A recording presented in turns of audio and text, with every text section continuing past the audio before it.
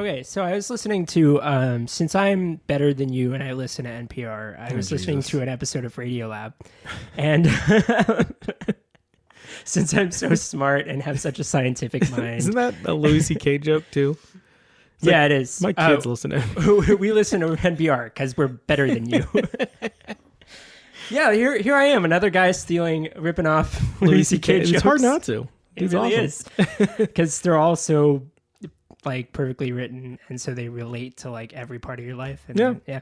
Anyway, so I was listening to an episode of Radiolab, and they were talking about they had a guy on who like predicts trends, like for magazines and stuff. All right. No, it's not as bad as it sounds. I'll decide that. Okay, so he was at an Adobe press conference. Okay. And they were revealing a new type of software. Okay. And they were like, okay, so we have Photoshop for pictures, right, and visuals, but we don't really have a program for speech yet. Okay. So what happens is like Jordan Peele from Key and Peele was there at the conference or whatever, and they had a video clip of Keegan-Michael Key saying something after an awards ceremony or whatever. And so what they do is they play the regular clip of him saying something, and then they it transcribes the audio in a text, and then they take out a line, like a word, and then they play it back and it's gone. Okay. And then they like type a new word and they play it, and he says that word that he never said. So his mouth isn't moving for it, but the sound's still there. Got it. Well, it was a podcast, so I wasn't looking at the video. But obviously they could make his mouth say like if we changed the to fuck. It's not like he's like no. So they like what he said was something like after I got the award, I kissed my wife or whatever. Uh-oh.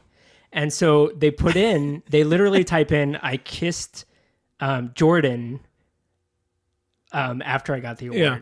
And then they say, like, I kissed Jordan 100 times after. And he's saying all this stuff that he never said. Yeah. So basically the technology would allow, the idea is that if you listen to like 20 minutes of someone talking and 40 would be better, then the program will be able to basically say anything in the English language. Now that I'm actually thinking, that's kind of terrifying.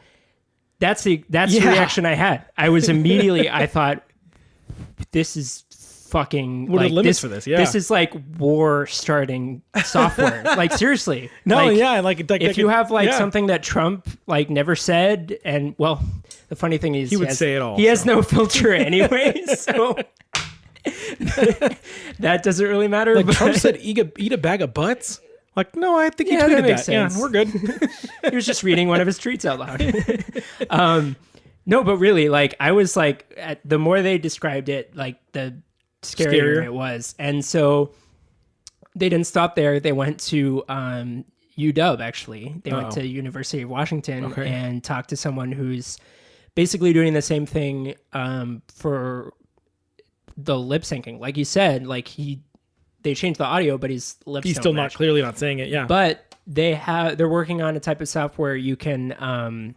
in real time, like mirror your face. It's kind of like face swapping, but the subject's face doesn't change. So basically, like you can be like a puppet. Your face can be a puppet for that face to make their mouth move the way you need it to move. So you would get their 20 minutes of speech, have them say whatever you want, and then like this is like how you frame someone for something. So there is a website called futureoffakenews.com where the guys from Radiolab like made a clip of Obama say stuff that he hadn't said. So I was listening to this, and the most frustrating part was that they when they were interviewing the lady who was researching the software at UW, he basically said, like, aren't you worried about like what people could use this for? And she was basically just like, no, I don't think it'll be a problem. And I was just like, what the fuck, lady? Like, so it got me thinking about like when this type of technology is created, like the people creating it kind of have this responsibility to think like, is this really something a world could use responsibly right now? Yeah. Or could it, have massive consequences? Well, to answer that, I also have a thing that is a positive that could come out of this. Yeah. I will do my best to make a video where Emma Watson consents to making out with you. And your life will be better for it. There are plenty of positives. Gary's coming. We're going to make Emma. a video of Carlos saying he, likes dick or whatever. So that'll be fun. But okay, let's play the music.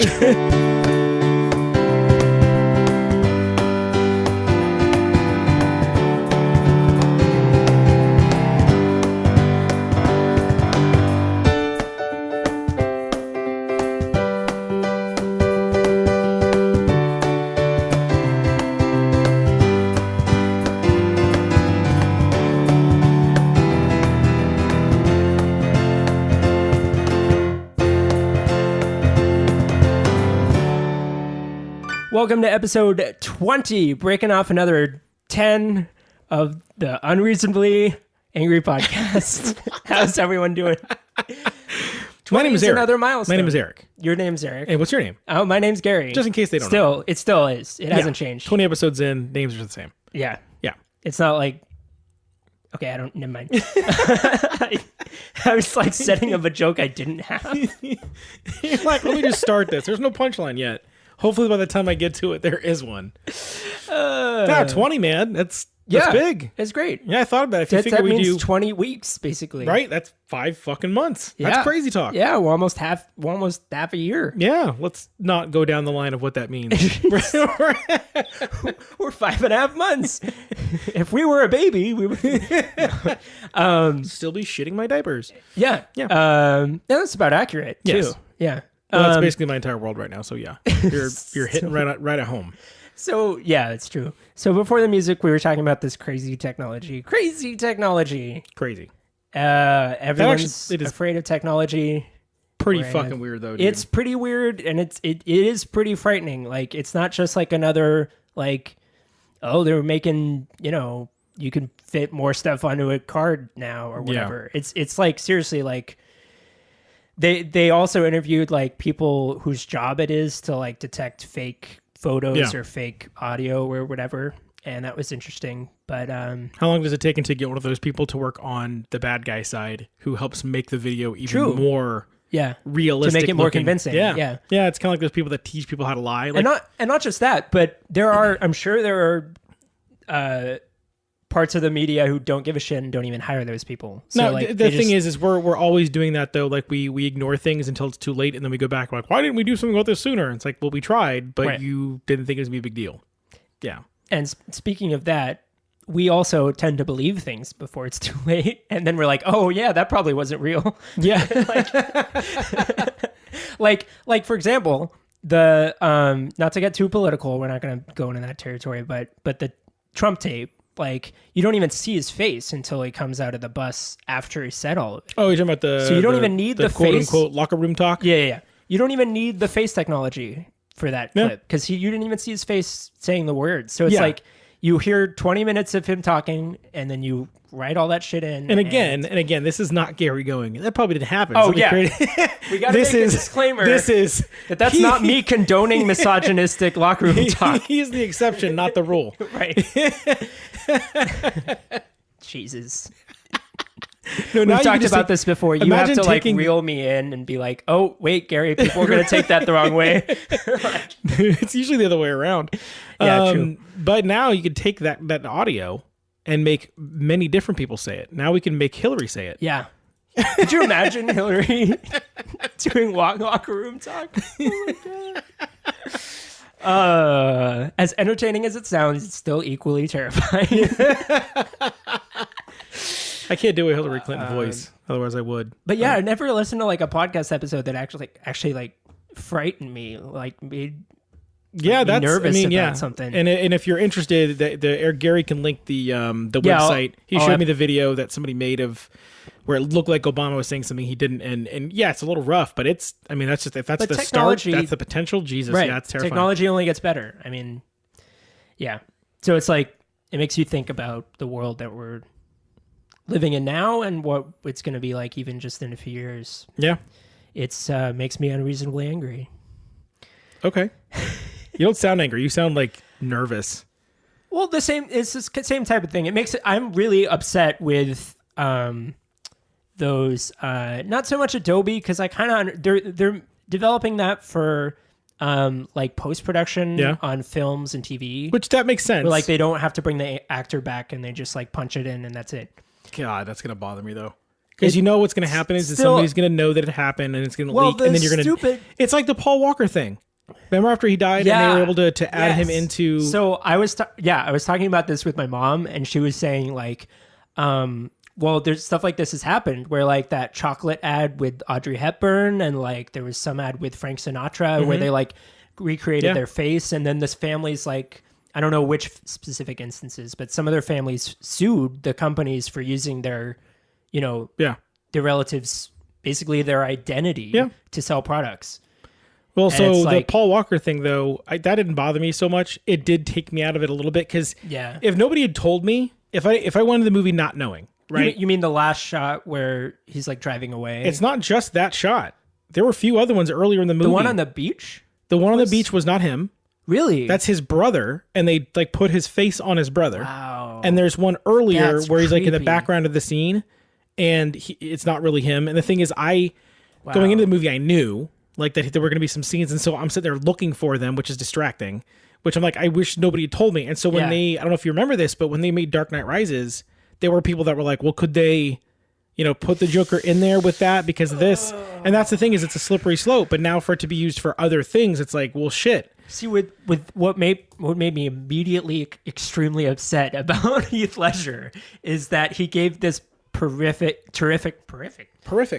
peripherally terrific, no, this terrific performance that's so unique and specific. Yeah. That if they would try to recreate it with, whether it's mocap with a different actor doing like his physicality, or whether it's all CGI or whatever, it's like shitting on. It's like someone saying like, I'm gonna write a Beethoven piece and just like say it was him. Say it was Beethoven. Like, I'll be using this hologram. Well, actually, speaking of that, I listened to a now different you sound episode. angry. Now you sound angry. Here we go. No, I listened to a separate. This is weird that I'm making this connection between these two pieces of technology. Yeah. But there is someone at some university who made a program that will basically listen to hours of a composer's music, and then compose a piece in that style. So like they would listen to hours of Mozart and then compose and like spit out sheet music for a Mozart piece. And if you played it, it'll sound like Mozart, but it wasn't written by him. Yeah. It's that's like, weird. Just because you can do it, well, that's like doesn't saying necessarily mean you should. Here's a terrible analogy for that. But let's say like, hey, you can make Starbucks Frappuccinos at home. Like or here's the recipe for Big Macs. Like you make it at home, it's still not a Big Mac. You can tell it's not a Big Mac. It takes out like the personality of there's things, spirit, and, like that goes the characteristics into music, of like what makes something that person or that thing's brand. Well, because like, who they are is in the music. It shouldn't be replicatable. Replicatable? Shouldn't be. You're just making up words left and right today. Replicatable. Well, that might be a word. What's the actual? I don't know. It shouldn't Replicable? be. You shouldn't be able to. You shouldn't be able to replicate someone else's art. It should be theirs, and if they die, it should be done. When you die, it should be done. Yeah. Get your fucking ass. I mean, we shouldn't. Jesus. I guess that sounds dramatic, but that's what I mean. Yeah, we're allowed to be dramatic here. Yeah. Speaking of drama, though. Speaking of drama and people being dramatic. Yeah. Have you noticed lately just how over the top everybody's reactions to everything is? Like, have you started? I think it's been going on for a little while. Quite a while. I mean, speaking of Louis C.K., there is a Louis C.K. bit where he does talk about how people use the word amazing. Oh, and yeah. Like, really? You were amazed? And that bit was like 6-7 years ago. Yeah. But I feel like as time is going on, I'm seeing it even more and more, where something that's pretty good or cool or sweet, hyperbolic statements, they go from like 0 to fucking 60, man. I saw someone this week basically state that a band was one of the best bands ever. And I'm like, ever? Now, I understand you're probably not being serious, but the thing is, I don't know if they're being serious. Well, let's see. How long has that band been around? A little while. It's not like they're brand new, but more than like... How long has Zeppelin been around? Pre-2000? First album... No. 08? Wow. Yeah, so if a band hasn't been around like at least 20 years, I would say, 20, 25 years, they don't even have they don't even have the opportunity to like create a legendary status. Well, that's the thing is, and I don't, how, like, okay, so I'm not saying there needs to be. You can't say like, I'm not saying there needs to be. Subjective versus objective. Like, agreed. You ask them, do you mean like one of your favorite bands? See, but that's the fucking thing, though. People don't realize the difference. Well, because your favorite is your fucking opinion. Right. Stating they are the best is not your opinion. You're saying they are the best. That's a factual, like you're making a declaration. You didn't just say it. Difference. You fucking declared it. It's a big difference. Yeah. Yep. But I mean, I'm not saying that they have to be around XYZ amount of years to be considered a great band. But when you say one of the best bands ever, I go, okay. Well, so you're saying in the history of, if you just take the genre they're in, right? Like if you just say they're in like the rock genre. Now, granted, when rock and roll first came out, there were like 3 versions of rock and roll. I was gonna say it's not just rock, and now there's like 75 fucking variations of rock. Yeah. But if you just boil that down to, okay, they're basically not. If you just take it, you have country, you have rock, you have rap, you have classical, you have jazz. I mean, that's covers most of the. Sure. I mean, you have pop. Okay, let's just cover it. But even pop can be melded into rock in some forms. Pop can be like rock or rap. Anything. It can be pop, rock, pop, whatever. Yeah, pop. So let's just form them into the rock category. And let's go, okay, let's say the best ever. If you're saying the top 5 bands of all time, I don't even think that's a subjective list. Well, I think most people would agree. The Beatles are up there, Zeppelin's up there, Queen is up there. Some people say the Rolling Stones. And you're saying this band is one of the best bands ever. Well, okay, let's just shave all that away and go back it away. Let's go back to they're being ridiculous. they're being hyperbolic. Like that's not really what they meant. No, of course not. Like if you were to turn around and say, "Do you really mean that?" and they're like, "No, I just meant they're really good." So it's like, why didn't you say what you mean? Wait, so it's like, why didn't you say they're just really good? Like, why did you have to say they're one of the best ever? But what I was going to say is, the thing why I said like 20, 25 years is because if they're saying they're one of the best bands, like ever, then like, I don't think you can really say anything is the best ever until it's been around long enough to like stand the judgment of time and a few different generations hearing them and like. Well, when you have 3, 4, 5 generations come along that still aren't better than XYZ band, you're like, well, that band's still better than the last 30 years of bands that have come along. Right. They have a right to the title. If anything, the more time that passes and the more people who listen to them, then that solidifies how good they are. Exactly. Or how bad they are. Yeah, and the thing is, I understand nostalgia comes into it, like that can. Where you're like, oh, they're so great. But if there's an album that's still considered like one of the best of all time, based off what it sold, the thing is, it's tough now because just sales isn't enough. I mean, I wouldn't. Oh God. Justin Bieber sells millions of records. Lady Gaga sells millions of records. I'm not a fan of either. And that's the tough part. It used to be that quality. Easy, though. It used to be that easy. Like people would go, "Oh, you've sold 1 million records. That's amazing." People used to listen to good music. Yeah. Shit, that's a whole other conversation. But no, the thing is, we all have a tendency to be a prisoner of the moment, and that's something that you and I talk about a lot. Like you used to be really like this, where you'd be like, "Holy shit, this is so amazing! This is the greatest thing!" And like little by little, you've gone, fuck, man, I should probably temper myself because I haven't watched that movie since. Do you want me to go into that now? Go for it. Okay, here we go. Here we go.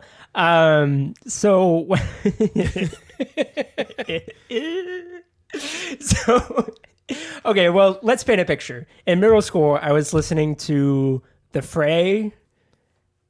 You heard me correctly. The Fray, they weren't terrible. They're not terrible, but that's one of the examples where they just fade away. That's the How to Save a Life guys, right? Yeah. Okay. Yeah, that's not bad, but it's not the type of music I would listen to anymore.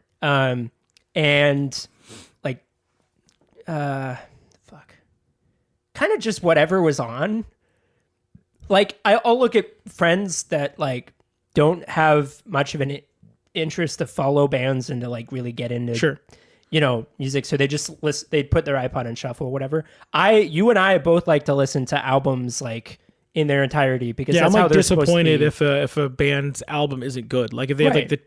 it used to be back in the day that you get 2 or 3 singles and the rest of the songs, okay, you're lucky if they were good. Nowadays, I expect my bands that if I'm following them, I really want half of the album or better to be good. I don't think my generation understands that before the iPod, there was not such a thing as shuffle. Jesus. Like, I don't think they realize that shuffle is a relatively new way to listen to music. Like, people would put on records, listen to a whole album the way that the band intended it to hear. And the exception would be radio. Like, that would be someone in a radio station deciding what you're going to listen to. Well, that's the thing is now, but there was more thought than just putting, like, your iPod on shuffle. But like, realistically, do DJs you feel... would actually, like, get paid to, like, put music together in an order that makes sense. Right. But do you think, I mean, I'm now that I'm kind of thinking about it, I just watched that series on HBO, The Defiant Ones. Yeah. The one about Dr. Dre and Jimmy Iovine. It was Jimmy Iovine. It was a great series. Like if you haven't watched it yet, go watch it.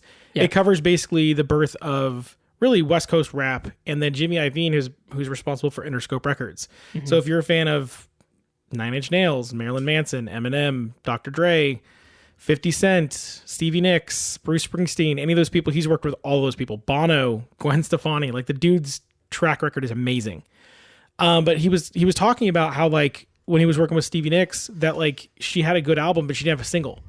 And like didn't matter how great your album was, if you didn't have a single, you weren't gonna get play. Yep. Now it's a little different because you can't just have 1 or 2 or 3 good songs and filler. Like, at least it doesn't work that way for me. Like, if a band that I really like, Muse, Fleet Foxes, The Shins, all had new albums this year, and I'm almost disappointed if I don't have the majority of the album be enjoyable. Now, granted, I do like to sit down and watch how they flow the album, but I don't know if that everybody does that. I don't know that everybody takes the time to craft an album in a way where you're supposed to listen to it from start to finish. Like, when you listen to the Fleet Foxes album, the Crack Up album, they recorded it and put it together in a way that you had an experience as the way the album went through. Now you can go back to bands like Moody Blues. They have albums like that where you're like, holy shit, this is like a fucking performance. This is like a concert that I'm listening to on an album. But a lot of times I don't know if people do that. When you buy a Katy Perry album, are you hoping that there's a flow through the album, or is it just like, this is the song I like? Okay, so here's my answer. Firework! So there are, I think a lot of it has to do with the way that they're written. Mm-hmm. Because if they write them. Yeah. Well, that's the thing. So we'll start with pop music, and we're going to go back to my story in a second about my taste in music, but because I still have stuff to say about that.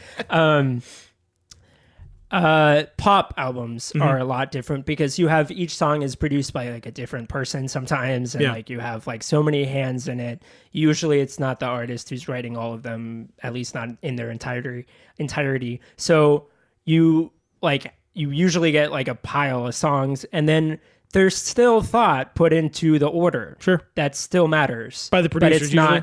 But it's not usually a narrative choice, and it doesn't have to do with like a story or anything like that. But then there's concept albums like we're talking about with Fleet Foxes, not really the Shins, but some other Decemberist Hazard of Love, that was a good one. Yeah. So these ones that tell a story very deliberately are put in a specific order. Yeah. And you should listen to it in that order. If I've had this happen to me before, speaking of unreasonably angry. If I start listening to an album and I still have it on shuffle and it goes like halfway or all the way through the album and I found out it wasn't in the right order, I fucking flip my shit. I'll be like, fuck. It's like basically like I just ate a hamburger and the fucking patty was on top of the bun and like the mustard was like under the onion, or like, so in your what tummy, the fuck have I done? It's still delicious. It's just that you're like, I ate this weird. I've listened to all the songs, but in the wrong order, and my brain is gonna explode and I'm dead. And no, you know what's a real fucker? This is the real fucker with that. Is I've had it where like a new album comes out and I didn't realize till recently that I think this was what was happening with the Coldplay Viva La Vida album. Yeah. I think when I got it, somebody had like burned it for me. Oh no. And so No. I always thought there was a song towards the end that I thought was actually at the beginning of the album. What song is it? It's one of the really good ones. It's the Oh God. I know the order of that whole album. They go walking to the better. On Violet Hill? Yeah. That's one of the last songs. That on mine? That's the third to last song. On mine, it was like the second song. Oh, no, the thing was I enjoyed it in the that hurts me. I see that physically hurting you. The thing that's funny though is I enjoyed it in the way that it was, and when I started hearing it the correct way, I'm like, where the fuck's that song? And then I came up at the end, I'm like, that completely changes the fucking dynamic of the album. It was really, and that album has such a specific flow of energy. Like it's weird because it starts off with kind of a somber tone, and then it gets more bright and energetic Strawberry in the Swing middle. at the end. Yeah, and towards the end, I love that. Like most albums, they start like exploding and then they kind of quiet down. And anyway. Okay, let's reel it back in. We were talking about shuffle. So I used to listen like on shuffle, and I used to just hear a single on a TV show and like download that one song from the band and not even listen to the rest of the discography. Okay. And like just have a hodgepodge of random songs and a cornucopia of artists and songs. And I think a lot of people, I would say probably the majority of music listeners kind of listen that way, where they just hear something they like and they just download one or two songs, or they don't really like amass albums and listen to albums like all the way through. I'm not saying people don't do that, but I don't think as many people as you'd think do that. So dude, it's so hard to tell now because upset. Honestly, it's difficult for me to have conversations with people about music half the time because then they say something wild. And they say something like, "This is the best band of all time," and I'm like, "Who is it?" And they're like, "It's the Jonas Brothers." And I'm like, let me finish my story. Let me stay on track for a second here. So that's how I used to listen to it, and then in high school, I started realizing that if I liked a few songs from one band, I might like the rest. Excuse me, I keep burping. Fucking Panda Express. Really? It's that Beijing beef. It's the MSG. So they sprinkle that MSG on there, man. Like, you're coming back, Gary. I feel like the orange chicken in the back of my throat, and it's awful. Just picture the chef that made that, like, smiling at you and winking. What? It's like, oh, yeah. It's stuck in your throat. Okay. Orange chicken. Okay. So I think one of the first bands I really fell in love with was Muse. Yeah. And ironically, it was around the time when they start turning to shit. But you were young enough that you But I didn't know. loved their first four albums. And then like after high school, I kept along that track, and then I subscribed to Spotify, and I really got into like finding a few songs and then listening to a whole album and then listening to the band's all their albums. Yeah. And it's like, yeah, I love like falling in love with a new band or something. Sure. And like, so yeah, I remember introducing you to Fleet Foxes and watching. So you go, as that happened, as I like started refining the way I listen to music, I started like refining my taste in music, and that started getting better. With the air quotes. In quotes. Because, you know, everyone has different tastes in music, and some people argue some people's taste is better, you know, like some people have I'm gonna sound like a dickhead, but no, dude, some people listen to shit music. Yeah, you're allowed to listen to shit music. I'm not saying you can't enjoy it. Yeah, that's like saying to me, "Hey, Eric, you ate McDonald's." I'm like, "Yeah, I enjoy it." You know, McDonald's. And if I were to say, "Hey, McDonald's is as good as," right? No, it's not. We still enjoy McDonald's, but it's not. Your favorite is allowed to be a bad thing. Yeah. Yes. Yeah. Yes, you're allowed to watch a shitty TV show and enjoy it. It doesn't make it. I think food is a good. Well, the thing is, people get so hesitant to just go, "Hey, man, you know that thing you listen to that you like a lot? It's not very good." Like if you're friends with me, you can tell me. I'm not gonna like, "Oh, how dare you have an opinion on my opinion?" It's like it's an opinion on an opinion. Yeah. Like, why are you getting so worked up about it? Now, and also, like, as my taste has grown, I've also realized like not everyone likes Nine Inch Nails. Like, no, not everyone. I don't likes enjoy them Radiohead. nearly as much as you do. Right. Yeah. So like, I think that's part of it. that some people don't realize will be like, no, Nine Inch Nails is the best band ever, subjectively, objectively, because I like them this much, everyone should like them. Like, well, everyone that's the thing. Acknowledge that they're the best. So that's the thing is these are conversations that you can have with somebody who's intelligent and logical, where you can be like, hey, okay, so explain to me why you think they're the best. If they do specific things physically or stylistically or skill-based better than someone else, I can understand that. Somebody going, hey, Beethoven's the best piano player ever. Like, if that's what they thought, and you go, why? That was Mozart. Well, that's exactly my point. Well, if you were to say it is Mozart and this is why, okay. If you go, Nine Inch Nails is the best band ever, why? Oh, because they sold a blah, blah. Nope. That argument's already gone. You can't do it based off how many albums they've sold, right? Because if you were to do that... You know what's funny, which people don't realize, is that they've sold a steadily decreasing amount of... Well, how do I say that? Each album has sold like significantly less than the last. Fewer. Oh shit! Thanks, Stannis the Manus. Nice, nice deep cut for the Game of Thrones fans. Yeah, get excited, man. We're a couple hours away. Here we are again, where you all have fucking already seen the Game of Thrones episode. But so have we. See what I mean? Yeah. Like if we were to listen to this tomorrow, then we have also. Yeah. I'm jealous of that, Eric. Where were we going with it? Oh, I was gonna say they've sold less. They've sold fewer we're each going time. all over the place, but we're just like shitting out our opinions on all of this stuff. Fine. I was gonna go back to singles. Hold on. You said they've sold significantly fewer as time. Less and less I was still going as time goes on, but I don't think their quality. I think. Trent Reznor has, if anything, refined his, and I think he said this. He's like been refining his way of writing music, and it's gotten even better, especially composing movie scores at the same time. Yeah, he's learned a lot from that, and well, that's my point. So if you're going, hey, this is why they're very good. These are the things they do very well. Sales is not where to point to. And that's it. If you go, this is why the things they've done, and you're able to show me. If you were to pull it on the album and go, look at how they do this, and then look how it transitions to this. That's a conversation you can have. And while you may not agree that they're the best band of all time, you can at least come to a place where you understand that person's point of view. Yeah. And that's a conversation that's fun to have, and it's a debate that's fun to have. But as we've talked about before, people don't enjoy debating. And people get like, oh my God, you're saying I'm wrong? How dare you?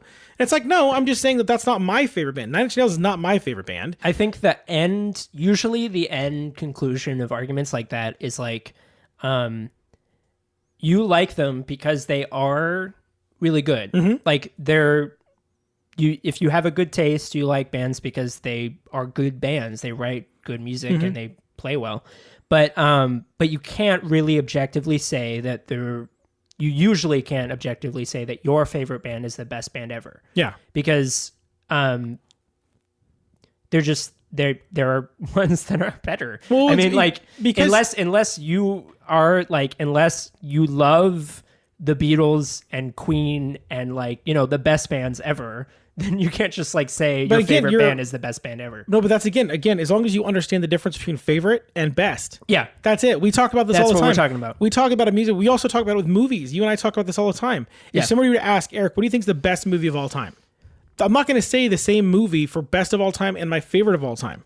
I'm just not going to. Like, are movies that are like just well crafted in so many different ways that I go, that's probably the best movie that's ever been made. It's not my favorite. In this vein, since we're unreasonably angry, can we touch on how Shawshank Redemption is really not one of the best movies ever? It's still one of my favorites, though. It's great, but I hear so often like people like shooting that to the very top of their list and saying like, objectively, they think that that's the best movie ever made. I don't think it's the best movie ever made. And I'm like, why does it? I feel like everyone says that because everyone says that. No, it's funny. We were talking about it at work actually, just not too long ago. Really? I said it's in my top. I'd say it's probably my top 5 or 10 favorite movies. Yeah, because if it's on TV and I flip the channel and I got nothing to do, I'll watch it. Like it's good. It's definitely. The thing is, can you name a flaw with the movie? I haven't seen it in a while, but I definitely remember there are a few things that I didn't like. I wasn't enjoy thrilled. Or you looked at as a flawed part of the film. That's the difference. That's what we're talking about. No, I know. I don't think like for you to say that it's one of the best movies ever, it has to do things like better than other really good movies. So do you mean that has to have like better I would acting, say like better writing, better directing, better sound, but all those things are very good in that all movie. those things are all very good. Yeah. But if I were to sit down and look at each of them individually, I could probably name a different movie that did it better. Yeah, but could that other movie do the other things as well as Shawshank did also? And that's, I think, where... So for me, if you want to ask me, like, for me, top 5 best and favorite, one of the few that cross over for me is Saving Private Ryan. Yeah. That movie is one of my favorites of all time, and I think it is... Spielbergs were in my mind. Yeah, and I think it's one of the best movies of all time. Yeah. Now, there are people that could pick apart certain parts, but it's very difficult for you to tell me the sound was amazing, the way it was shot was gorgeous, the acting was well done, the writing was well done, it stands the test of time. Like, there are very few things you could point at and go, well, it didn't do that very well. Yeah. And if you were to go, okay, well, what movie would you put in front of it? It'd be difficult to find enough good things in that movie that are better than Saving Private Ryan. Right. Now, another one of my favorites is Jurassic Park. That's one of my favorite movies of all time. Okay. Do I think it's one of the best movies of all time? Probably not. I mean, it's hard for me to say that because nostalgically, like, my heart's like, yes, it is. But I also realize that the reason that it's so important to me and because why I do consider it also a well-made movie is because of what it did at that time. The CGI that it did, the animatronics that it did at that time were fucking amazing. For sure. Now, what if somebody were to say, hey, do you think it's better than Saving Private Ryan as a movie? No. But that's the difference, is understanding the difference between favorite and best. It's also hard, especially with art, to pit, because there are different levels of seriousness. Like, you know, Seriosity. Like, Jurassic Park isn't like a deep, thoughtful, serious, dramatic movie. So, like, I mean, it can be if you think about the ramifications of playing God in that way. But that's a really deep, like, let's that's choose like reading to do a this. little bit into it. Like, yeah, let's analyze. Yeah. So the dinosaur represents. I don't know. So it's hard. So like an example would be like it's hard to like if there was a really good pop song, like I would say this is random, but Mad World. I fucking love that song. The original fucking Mad World, you fucking Gary Jules douchebags. Dude, I like Gary Jules. That fucking version's amazing. Okay, so here's we my may problem. fucking disagree on this one. I'm unreasonably angry about this. Yeah, all you're right, out of your fucking mind. That's a good version. Okay, so the Gary Jules version was one of my, and I don't just hate him because he has my name, but I didn't even like think about that. And a gay last name, but Jules. You never thought about Gary's Jules? Yeah, that's like anyway. You just point out your nuts, and be like, hey, here's your Gary's Jules. So here's the thing about that. What? Here's the thing about that. That was one of the songs I listened to like in middle school, where it's like I was like deep and I listened to like sad music or whatever. So like I hadn't heard the original by Tears for Fears, and I was like, okay, this is good. And then I found out it was a cover, and I listened to the original, and I was like, wow, that's way different. Very different. It is. Please go listen to it if you haven't. And I was like, okay, that's weird. Why is it like happy music on top of this really somber, tone lyrically? And then I started to like, when I went back and listened to it a few more times, I was like, oh shit. They had this really happy, upbeat music on top of this somber, on these somber lyrics because they're juxtaposing being really sad on top of your like trying to be happy about your life. Yeah. And I was like, wow, shit. I relate to this, and it's way better than the Gary Jules version, which is just like, it's shitting on that juxtaposition. It's throwing it out the fucking window, and it's saying, okay, it's sad lyrics. Let's just write fucking sad music. Let's just have it all be sad. Let's have it like, let's make you cry. It's like the difference between a fucking Sarah McLachlan McLachlan. Hey, Lilith, there's Sarah McLachlan. I don't speak Gaelic. God damn it. You should. No, it's the difference between a Sarah McLachlan. Oh my god. It's the difference between a Sarah McLachlan fucking song, which like is literally written. It's composed to make you make you feel emotion. It's called a tearjerker. Sure. And like the the movie example of that would be like the theory of everything. We don't need no. Finish your fucking point. I don't like songs. I don't like art that like tries like attempts to make you feel something. Well, you know, we agree on that because I get mad at like every movie that comes along. I'm like, that's an emotionally manipulative nightmare. The Theory of Everything. Yeah. It was a piece of shit movie that everyone like felt like they have to like. They felt like they had to like it because it was so emotional. It's not that good. If it helps, I didn't feel like I had to like it. I didn't even feel like I needed to watch it. But I'm talking about the Oscars mostly because I don't think it should. Oh, don't get started on what the Oscars feel like they need to do. Because that's a whole fucking episode. If you don't do this, you're gonna piss someone off. We're so all over the place. Yeah, I don't give a fuck. Now I'll get real fucking angry real quick with that shit. You get what I'm saying though. Yeah, so that's what I feel like the Gary Jules version. This is how for me to explain to you that I understand. Okay. You know the song "Such Great Heights"? Yeah. Okay, that song, when I first heard it... The Iron and Wine cover? Was the Iron and Wine version, okay? And I really liked that version because it was in Garden State, and I really liked that movie. Mm-hmm. But then when I listened to the Postal Service version, I'm like, this is a fucking different song. Yes. Now, granted, it depends on where you are in your life when you hear that version that dictates which one you like better. Okay, when I heard the Gary Jules version, I really liked it. I was like, hey, this is an interesting, different take. It gave it a... Now, granted, I remember it being tied in with some sort of visual. I don't remember it was a movie... I know they used it for the Gears of War commercial for that video game. That's where I first heard it too. But there was some like it gave a different feeling. And so instead of getting caught up in like, well, this isn't what they were intending to do, I looked at it like you were able to take a song that I had already felt one way about and make me feel a different way with the same words. Kind of like Hurt by Johnny Cash. That's true. It is a sad song. We've talked about this. And my point is what you're saying right now, that would completely disavow Johnny Cash's version of it. No. So here's the difference. Here's my rebuttal. Gary Jules is not Johnny Cash. Here's my rebuttal. Well, first of all, yes, absolutely. He doesn't have a phenomenal voice. That doesn't make the song. But, that doesn't mean shit, though. No, I know. Let me finish. Okay. So the Hurt cover, they're both really sad, and they're both intended to be really sad.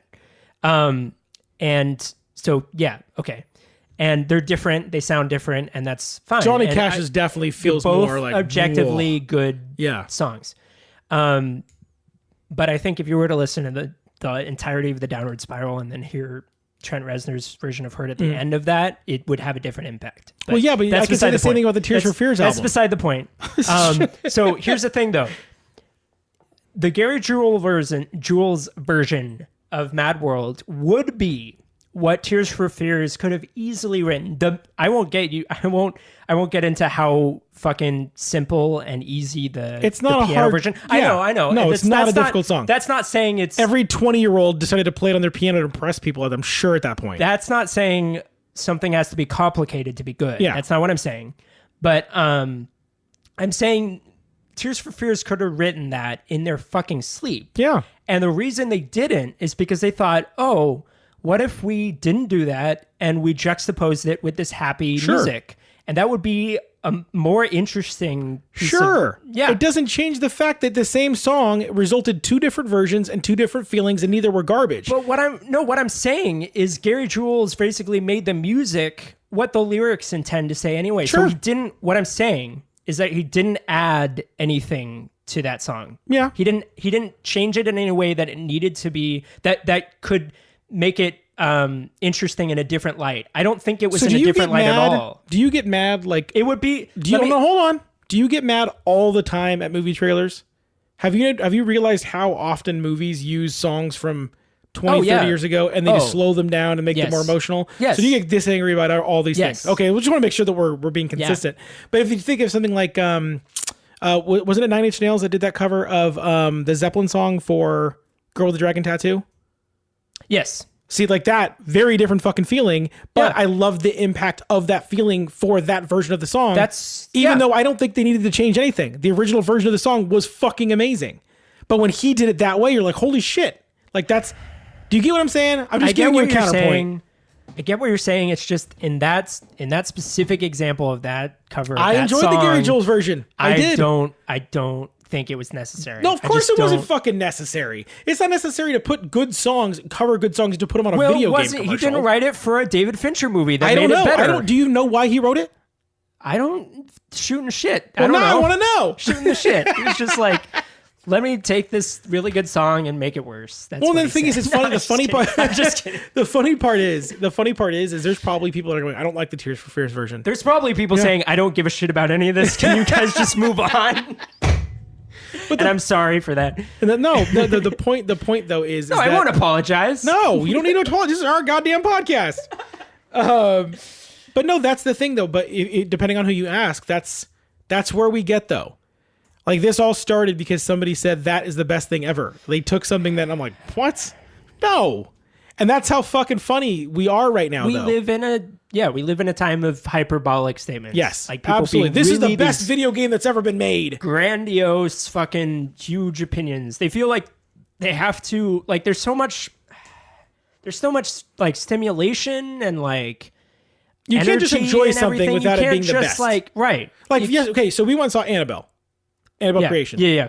I really enjoyed it. That was the best fucking horror movie I have ever fucking seen. No, it was okay. It was good. The thing is, it was good. It was enjoyable. I've realized as I've gotten older, it's enjoyable. When I leave a movie theater now, as long as I enjoyed myself, I'm happy. Mm-hmm. When we saw Lights Out, I thought Lights Out was good. It was entertaining. Yeah, I was hoping it'd be better, but I was like, you know what? Why be disappointed? It was good. It made you jump a few times. You were entertained, and it was well made enough. What's her name is good looking? Huh? What's her name is good looking? Yeah, she's all right. Yeah, she's okay. She's okay. Teresa Palmer. Yeah, she's easy on the eyes. Yeah. But the point is that when you watch those movies, as long as you don't go into expecting it to be a fucking groundbreaking turn of the century, that's when you're going to be disappointed.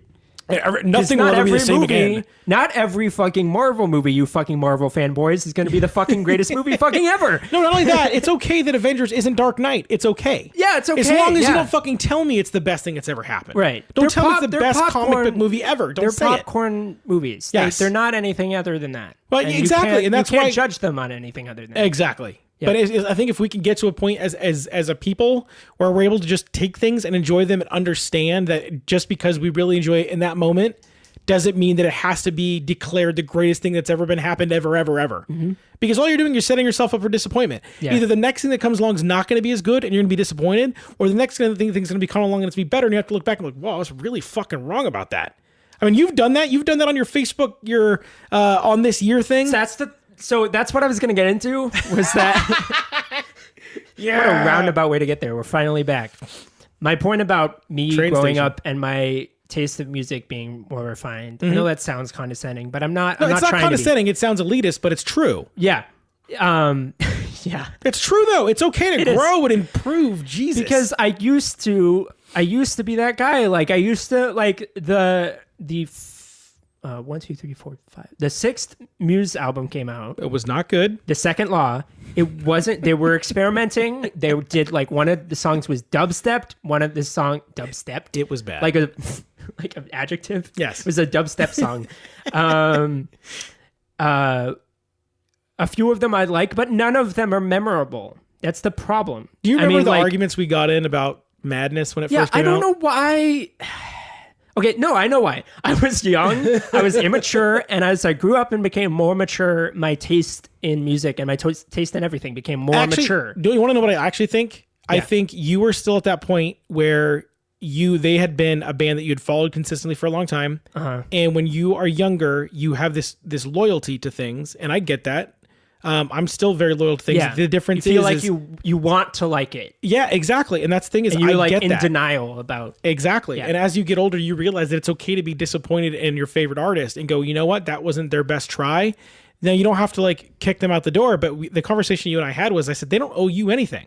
No, like you're their fan. You're the one who has supported them. Yeah. So like they owe you good music. You don't owe them you just defending a shit album because you still really like them. And I think as we grow, it could be sports, it could be actors, it can be movies, it can be music. As long as you go, you know what, that wasn't great. It's the second you go, I expect more from them. That's challenging them to improve also. So over the time since then and now, the philosophy I've adopted is I'm not going to be faithful to a band that isn't faithful to themselves. Yeah. If they're going to try to, if they're going to bring in different, we've talked about this before, but if they're going to bring in different producers, if they're going to try to get more radio hits, if they're going to try to like change their sound to be more digestible for the masses, I'm not going to, you know, keep listening to them just because I feel like I need to. I'll give the album a shot. It's kind of like what I did the last couple Coldplay albums. I've checked them out. I'm like, okay, they're good. Yeah. Not doesn't do for me what it used to. We literally had a whole episode about part of me is just my taste changing. Part of me is not liking the direction you're going, but that doesn't mean anything bad. No. And once we go, hey, this isn't the greatest thing ever. This is the greatest music I could have heard in this moment. So there are certain times when you hear a song in that moment, you're like, fuck, this is the perfect song for right now, for who I am, for where I am in my life. Yeah. And that may be the best, your favorite. It doesn't make it better than Zeppelin. It just basically, I think people's taste in music is shit. I just wish people would calm the fuck down. That's all. It's okay to be excited. Don't get me wrong. I'm not saying don't get excited about things. Like, you know, after last week's episode of Game of Thrones, I was like, that's my favorite episode in a long time. Yes. And you said, I don't know how they beat Battle of the Bastards. That's the difference. That's what I think people need to do. They need to step back, and when they hear something good, they don't, instead of immediately saying, that is the best song I've ever heard, they just need to say, like you said, that's one of the best songs I've heard in a long time. Yeah. And I think the more I listen to it, the more I'm going to like it. And maybe eventually it'll be my favorite song ever. Yep. But that's how we walked out of Baby Driver. I said, you know what? I think that's my favorite movie of the year so far. I didn't automatically go, that's better than da-da-da. And I watched it again, and I still think so. There you go. So there you go. So now I can say that's one of my favorite movies of the year. I just rewatched the battle scene from last week's episode again, and I watched the Arya's fight with Brienne again. I'm like, those were some amazing fucking scenes. You saw the inside the episode, right? Nope. Oh, you got to see that. It was so cool. They showed all the effects, how they did it all. Anyway. I did watch a lightsaber version of Arya versus Brienne. I did watch that. Oh, really? Yeah. That sounds awesome. I have to see that. Considering I'm not a Star Wars fan, I sat through the whole thing. I was like, oh, that's pretty cool. I was like, all right. So basically what we're saying is if you see a clip of Obama wielding a lightsaber saying, I am your father, it's probably not real. It's probably not real.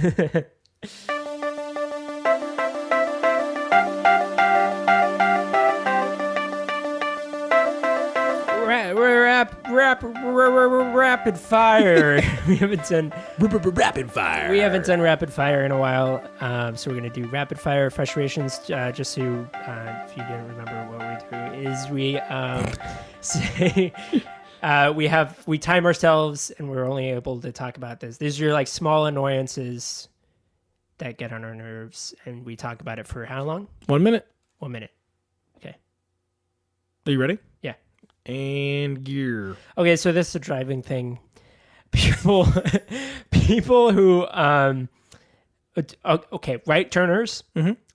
First of all, when it's their time to go and they're not going for whatever fucking reason, it's like, you know, whether it be like the light's red and there's no cross traffic and they could just go and they're not fucking going. It's like, what the fuck? I'm not even when I'm behind them. Like when I'm on the other side of the street waiting, I'm just like looking at them like, why the fuck aren't you going? What the fuck? You can go now. And the other thing is, for whatever fucking reason, people don't realize what solid greens mean. They don't realize that solid greens mean that fucking people turning right go first before people turning left in the opposite direction. Yep. That's always been true. No one's ever changed that. It's not like that's a new thing. When you learn to drive, that's something that you learn. And for some reason, people forget it. People turning left go first. People going right wait for people to turn left. And I'm just like, what the fuck? That's pretty good. Yeah. I just noticed it. Like, for whatever reason, people don't. Especially when it's like the red light with the green right arrow. It's like, that's a green right arrow. Yeah. That means you specifically turn right, fucker. Go. Right of way is not that hard. It really isn't. It is if you're an idiot. Yeah. I feel like people overthink it or something. I don't know. All right, let's see if I can do this in under a minute. Okay. I got pretty upset about this. I didn't think I would fill it, but I totally did. That's what she said. Well, that's what he said, though. Oh, there you go. Yeah. Oh, what if she said it? Oh, God. What would she be filling? Some pegging is a thing, Gary. I was thinking liquids. Oh, okay. Yeah, we're stopping that. We're stopping that conversation. All right, so I was in a place the other day that kind of like, you know, when you go to like a Subway or a food restaurant where they have the glass up in between you and the food. Sure. For some fucking reason, I've noticed lately that some people think it's okay to stick their goddamn arm over the top of it and point at the fucking item that they're looking at. Now, never mind the fact that the place went as far as to list the items that they have in that given row in the order, kind of like an ice cream thing, where it's like the third one back is strawberry, the second one is chocolate, the first one's vanilla. Well, this place had that thing listed with the food options, and they're also listed on the board, and they're also listed in your fucking hand. So why are you sticking your nasty fuckface hand over the fucking glass and pointing your goddamn dirty nasty fingers toward the food that I'm about to put in my fucking mouth?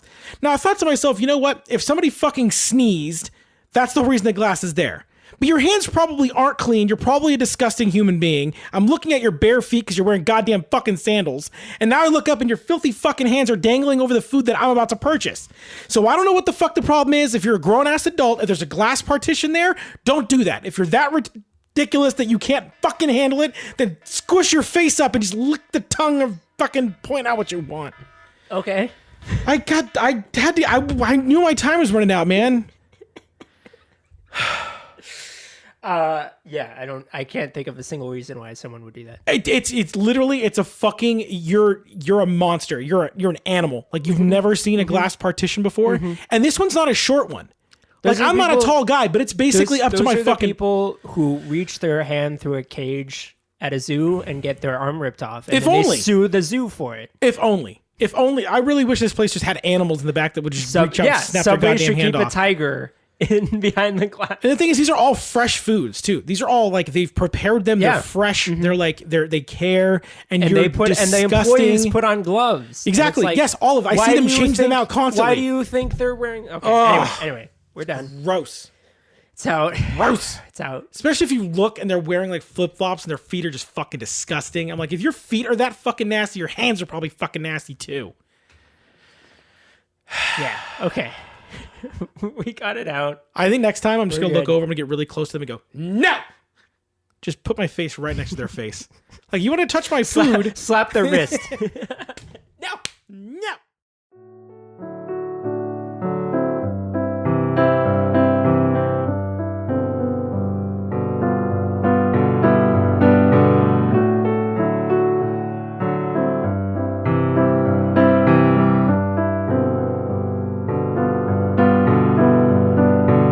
Thanks for listening to episode 20 of the Unreasonably Angry podcast.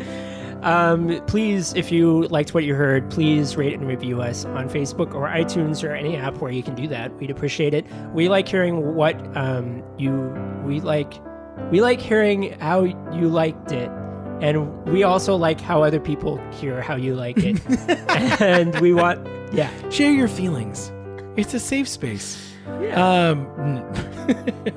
But also, if you have any ideas for the show, any thoughts, questions, comments, you want to chime in on our thoughts about the best bands, the favorite bands or movies, please feel free to email us at unreasonablyangrypodcast@gmail.com. And until next time, my name is Eric. And I'm Gary. Stay angry, fuckers.